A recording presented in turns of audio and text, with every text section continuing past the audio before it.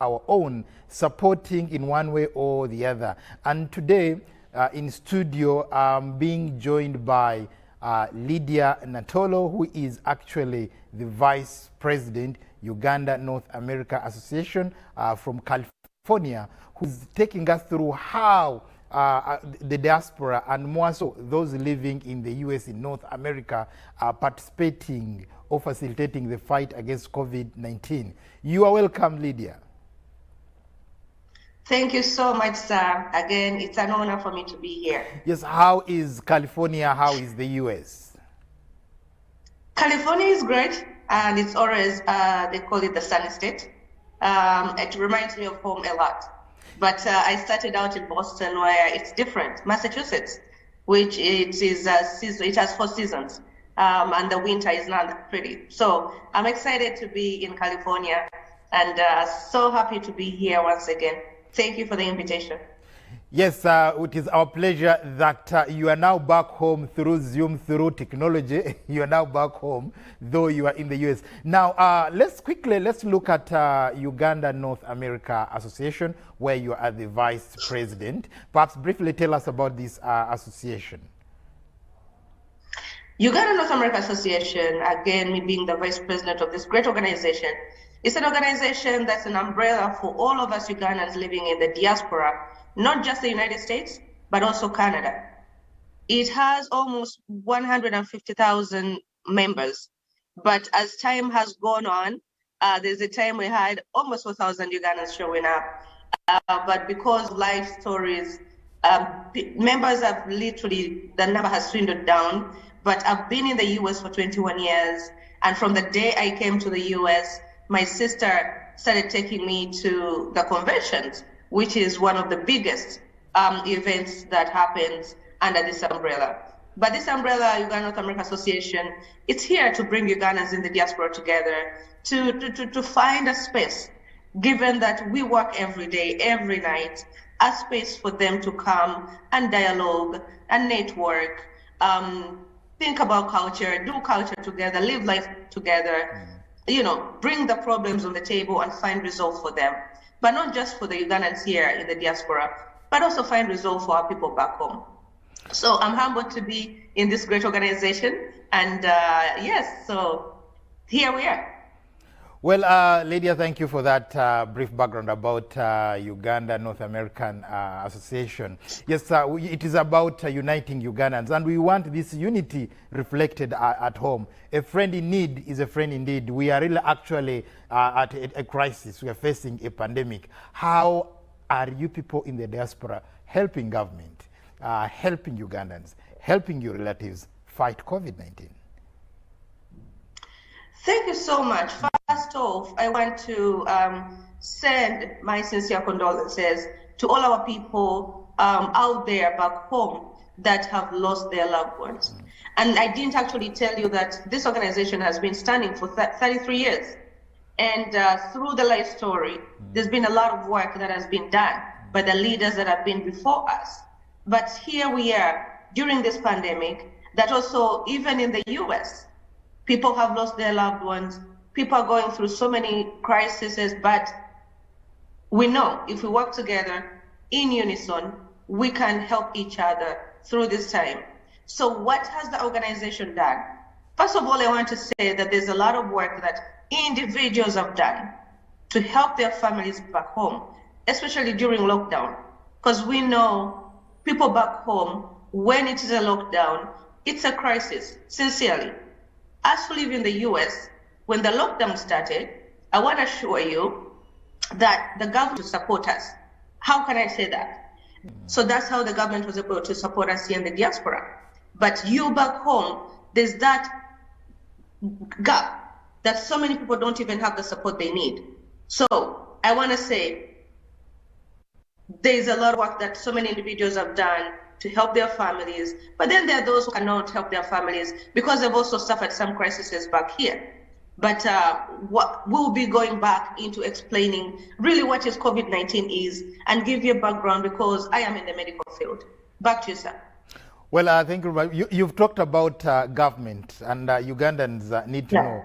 Is it the Ugandan government or the US government that supported you? Because one would wonder, why would actually the Ugandan government be able to support those in the diaspora when actually the Nabanja money is yet actually to get to most vulnerable? No, I meant I was able to pay for your rent. You can be able to buy some food.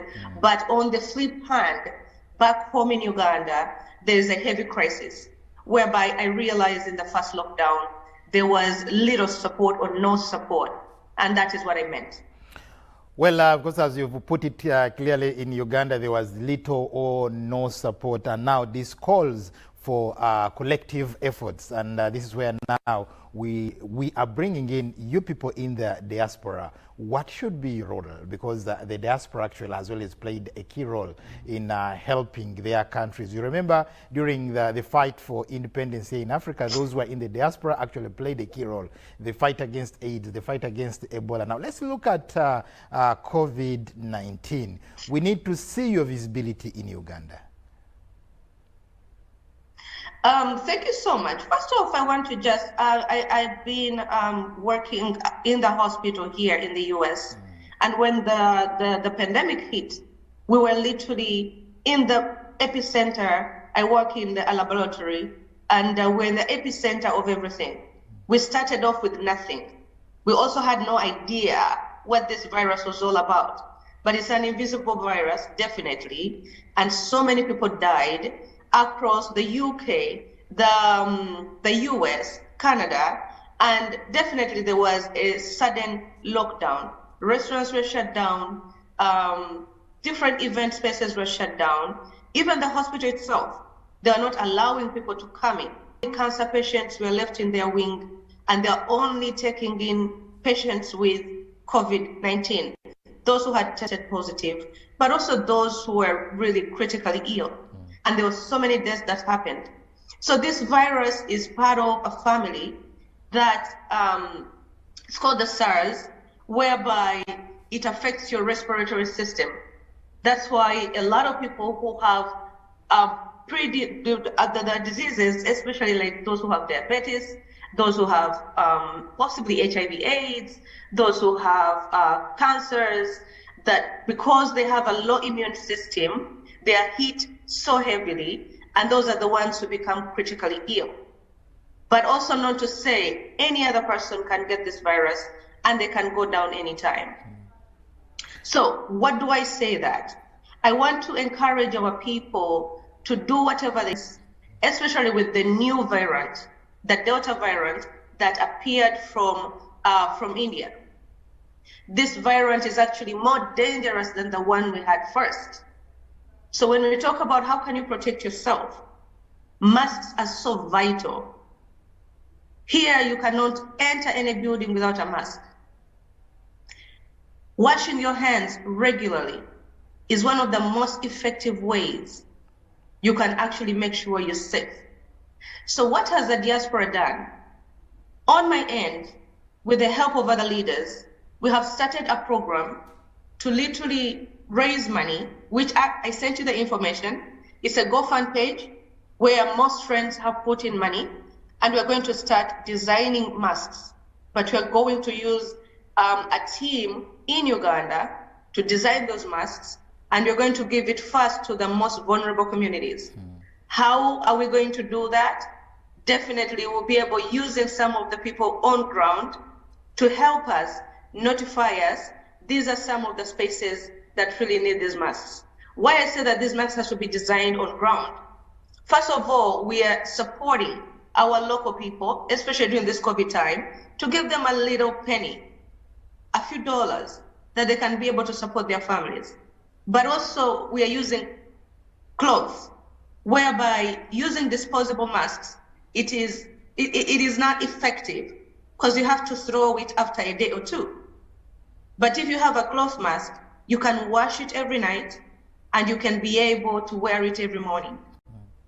And also I had stories that some people, of course, during this COVID time, there's a lot of financial strain, that they cannot be able to have so many masks at home, that they share masks. That is risky. That is risky. So what I would encourage, everyone has to have their own mask. wash it at night, and iron it in the morning and wear it and go out to work. And also I want to encourage anyone, if you have no business to go into the city, please stay home. There's no reason why people should hold parties at this time. This is where a lot of the exchange of this virus happens. Now, if I please can stay home if possible. If I can interject, let's look at the safety of Ugandans in North America. That is because in other communities you've heard that they've lost their people. Such and such a number is perhaps in ICU, they are bedridden. So what is the situation like amongst you Ugandans living in the US? How safe are you? Some literally are finding themselves back in the hospitals now. We are getting alerts from the city all over the diaspora that now the Delta variant has actually entered the US. And they're asking everyone to make sure they get the vaccine. The vaccine has been effective, but definitely there are some people who are not taking it. And also this virus, I might as well say, because I've been on so many platforms, it is more in a layman's language, just like HIV/AIDS, whereby some patients can show symptoms and other patients do not. Those who show symptoms, which is the cold, fever, sore throat, congestion in their chest, in their lungs, those are called symptoms. So it's a symptomatic disease. And those who don't, it's asymptomatic. They don't even show any symptom. And those are the ones actually who are spreading the virus more. Because they don't have symptoms, they keep on walking, they keep on going into spaces. And especially the older people are the ones who are affected more. I would want to encourage our people back home, please protect our older generation.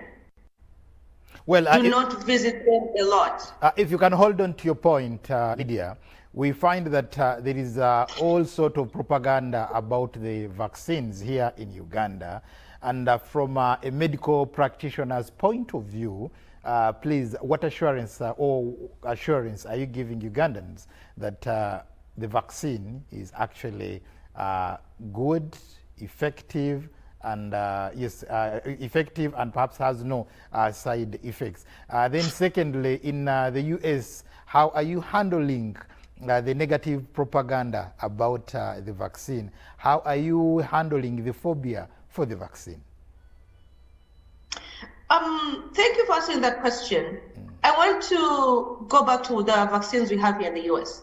We have what's called the Moderna, which then we have the Pfizer. They are above 90% efficacy, which is that's how effective they are. The vaccine in Uganda, we have AstraZeneca. It has 52. AstraZeneca. Yes. It has 52% efficacy. So definitely does not balance well with the vaccines we have here. But we can always use what we have at hand. We can always use what we have at hand. The vaccine, the propaganda I've had, people think they're giving you a virus, a COVID, a live COVID. That is not true. The COVID vaccine is not like a flu vaccine. A COVID vaccine is an mRNA protein that literally enters your body and builds your immune system. Because when the virus gets into your body, when your immune system is good, it can be protected. You can be protected.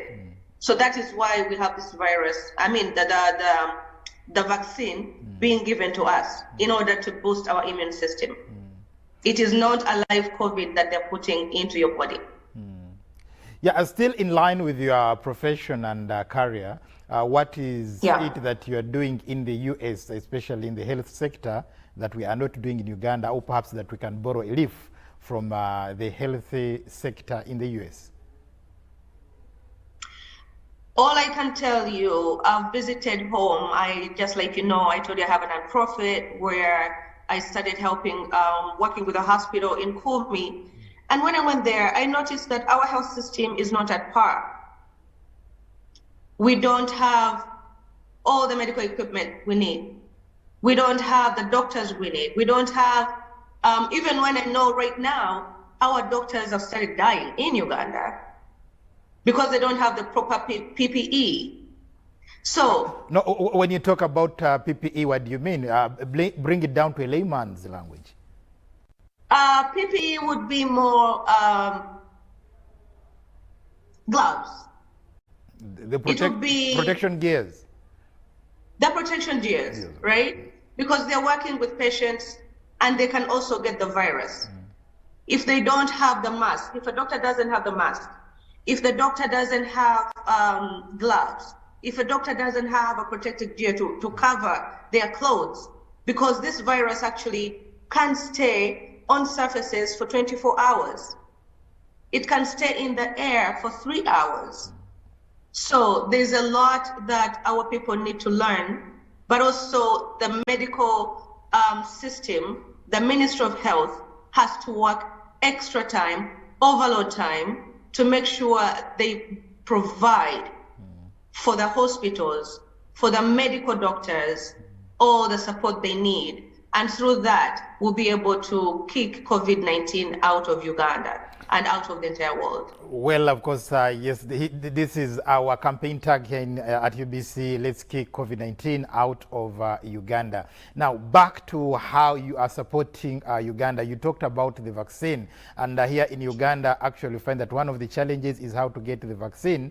How are you, as members of Uganda North American Association, maybe working with the government so that government can be able to acquire or to get more vaccines so that more and more people are vaccinated within a short time, so that perhaps, yes, the economy can open up just like we are seeing in the US and other European countries are doing? Definitely, we pray that we can kick this COVID-19 out and the economy of Uganda can open up.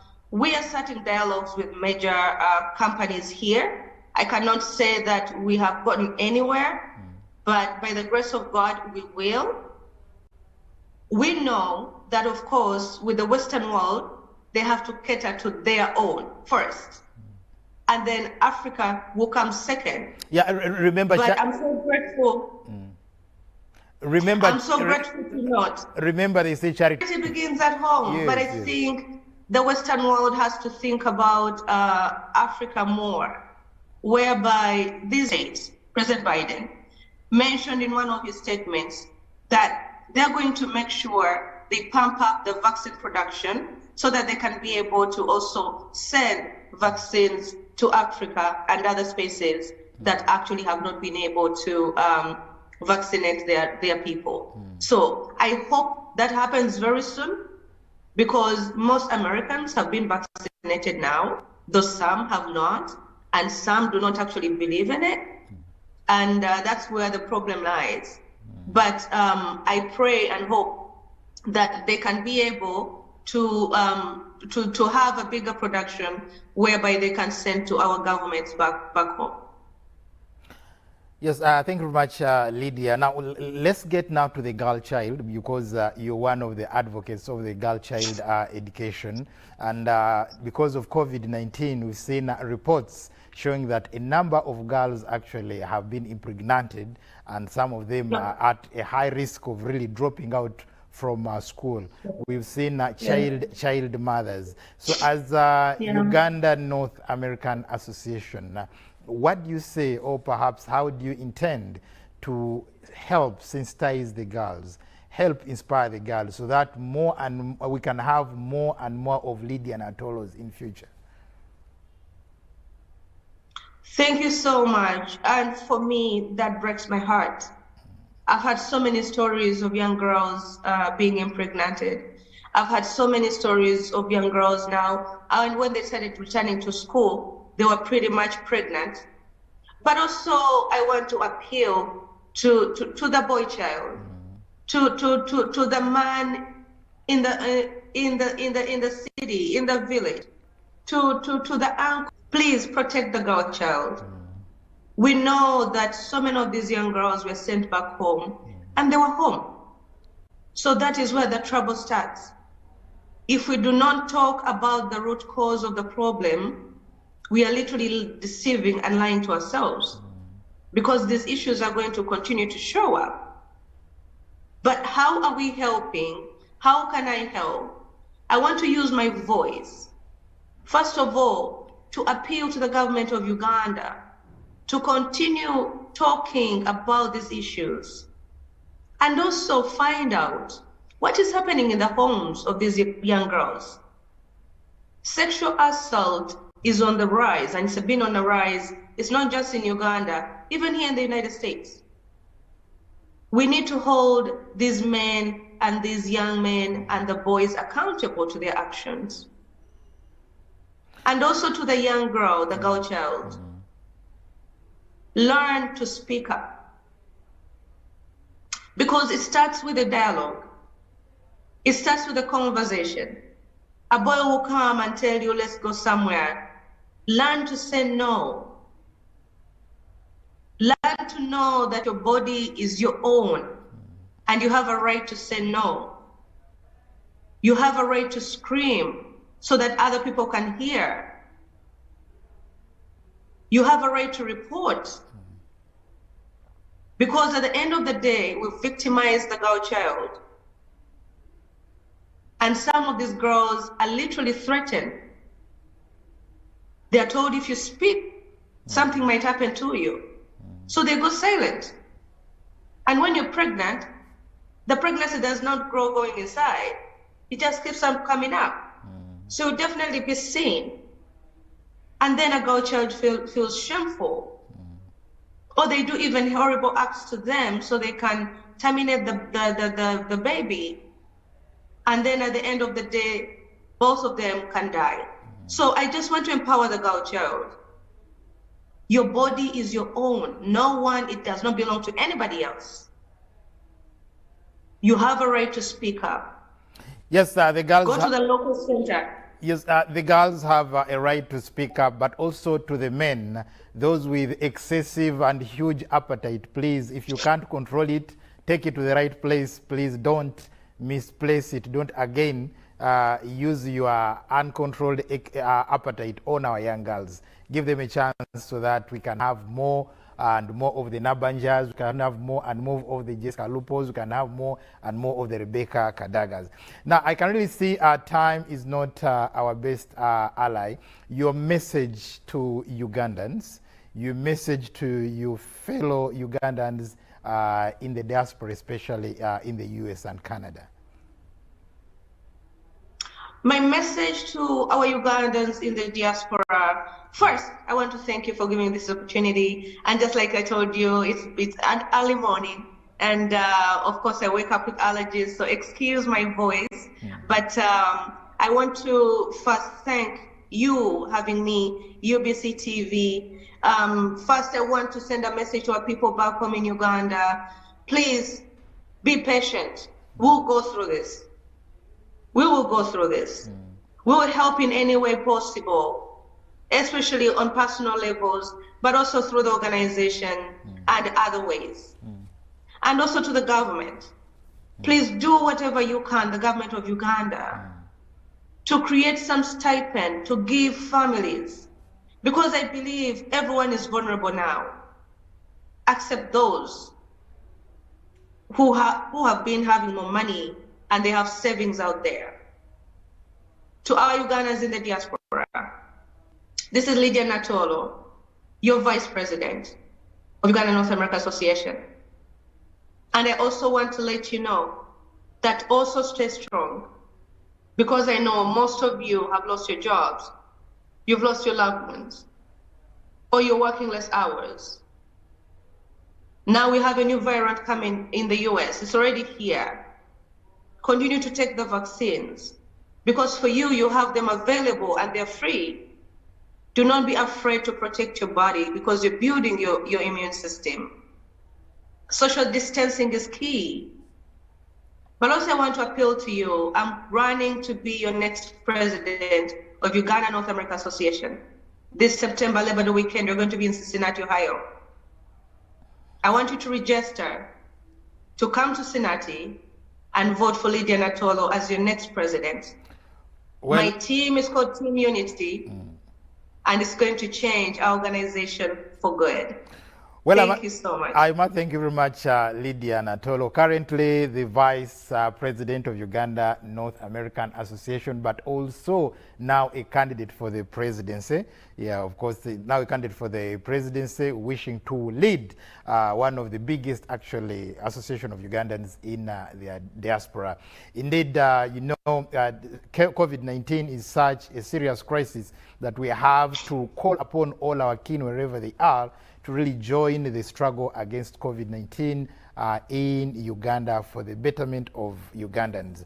Mande Akol Amazima saying stay safe, and I must thank you very much, Lydia Natoro from California, for actually really taking time off your busy schedule, for also taking time off your campaigns and really accepting to be on this. We shall engage you more and more on the program, also plus actually your other colleagues, yeah, so that Ugandans can get to know who are these Ugandans in the diaspora and who are these who are aspiring to lead them. Thank you.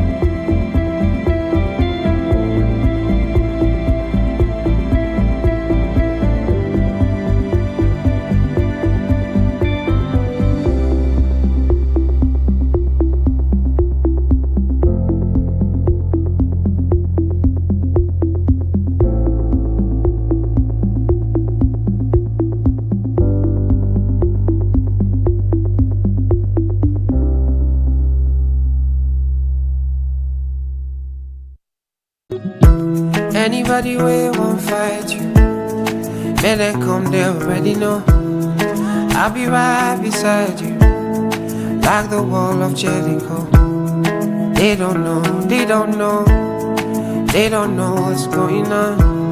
Monagiso, Monagiso, Monagiso, my baby boo.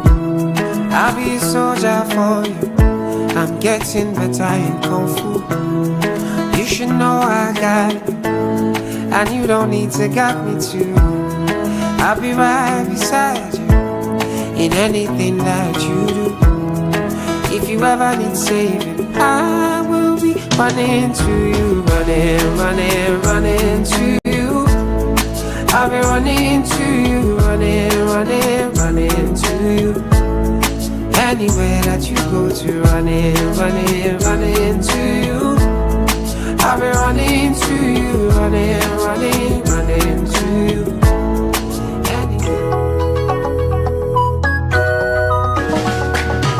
What have we do to get your love? Girl, I don't give you all I got, but it's not enough. Show you fire me, catapult of love. Now I be say I don't be getting enough of you.